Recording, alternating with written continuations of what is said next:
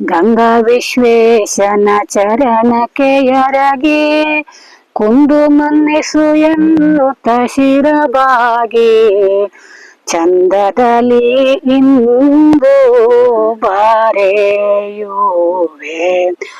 ಬರೆಯುವೆ ವರ್ತಮಾನದ ಪದನವ ಸಂಭ್ರಮದಿ ಕೇಳಿ ಜನರೆಲ್ಲ.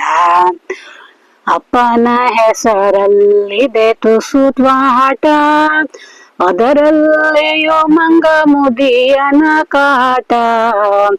ಅದನ್ನೇ ನಂಬಿದರೆ ಸುಖವಿಲ್ಲ ಎಂದೆನು ತಲೆ ಸುತನು ಓದಿ ಶಹರದಲೆ ನೆಲೆಯಾದ. ಇದರಲ್ಲಿ ನಡೆಯದು ಬದುಕಿನ ಗಾಡಿ, ತೊಂದ್ರೆ ತಾಪತ್ರೆಗೆ ನಗೆ ಕರೆ ಮಾಡಿ ಅಲ್ಲಿಂದಲೇ ನಿಮ್ಮ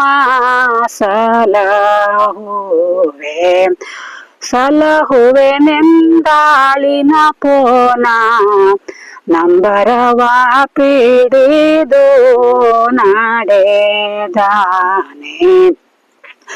ಹಿರಿಯರೆಲ್ಲರೂ ಸತ್ತು ಸ್ವರ್ಗದಲ್ಲಿ ಹರು, ಮಕ್ಕಳೆಲ್ಲರೂ ಓದಿ ಶಹರ ಸೇರಿಹರು.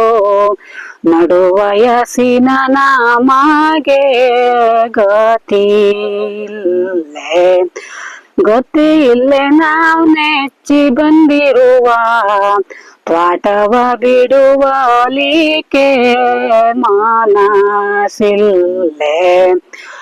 ಪೋನಲೆ ಅಪ್ಪ ಮಕ್ಕಳ ಒಡನಾಟ, ಪೋನಲೆ ಅಜ್ಜಿ ಮೊಮ್ಮಕ್ಕಳ ತುಂಟಾಟ. ಪೋನಿನಲೆ ಸಕಾಲ ವಹಿವಾಟ ಆ ಪೋನ ಕಂಡಿಡಿದ ಪುಣ್ಯಾತ್ಮನಿಗಿಂದೆ ಶರಣೆಂಬೆ. ಪೋನಲೆ ತ್ವಾಟಕ್ಕೆ ಸೊಪ್ಪು ಗೊಬ್ಬರಗಳು, ಪೋನಲ್ಲಿಯೇ ಲೆಕ್ಕಾಚಾರಗಳು, ಪೋನಲ್ಲಿಯೇ ಶ್ರಾದ್ದ ತಿಥಿಗಳು ಆ ಪೋನ ಕಂಡಿಡಿದ ಪುಣ್ಯಾತ್ಮನಿಗಿಂದೆ ಶರಣೆಂಬೆ. ಪೋನಲೆ ಕೂಸುಮಣಿಯರ ದರ್ಶನವು, ಪೋನಲೆ ಮದುವೆಯ ಮಾತುಕತೆಗಳು, ಪೋನಲೆ ಜಾತಕದ ವಿನಿಮಯ ಆ ಪೋನ ಕಂಡಿಡಿದ ಪುಣ್ಯಾತ್ಮನಿಗಿಂದೆ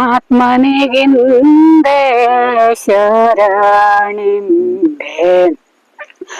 ಪೋನಲೆ ದಿನಸಿ ಬಟ್ಟೆ ಬರೆಗಳು, ಪೋನಲೆ ಊಟ ಉಪಹಾರಗಳು, ಪೋನಲೆ ಮನೆ ಬಾಳಕೆ ವಸ್ತುಗಳು ಮಲಮೂತ್ರಕ್ಕೆ ಮಾತ್ರ ಪೋನಲೆ ಮಾಡೋಲಿಕೆ ಬರದಿಲ್ಲೇ. ಪೋನಿದ್ದರೆ ಸಕಲವು ಇದ್ದಂತೆ, ಪೋನಿದ್ದರೆ ನಮಗ್ಯಾತಕ್ಕೆ ಚಿಂತೆ. ಪೋನಲೆ ಇಂದೆಮ್ಮ ಪರಪಂಚದ ಆಗು ಹೋಗುಗಳ ತಿಳಿಲಕ್ಕೂ ಮನೆಯ ಒಳ ಕುಂತೆ. ಇಂತು ನಡೆದಿದೆ ನಮ್ಮ ಜೀವನ ಚಕ್ರ, ಬದಲಾಯಿಸಲಾಗದು ನಮ್ಮ ಹತ್ರ. ಕಂತೋಪಿತ ನೀನಾಗೆ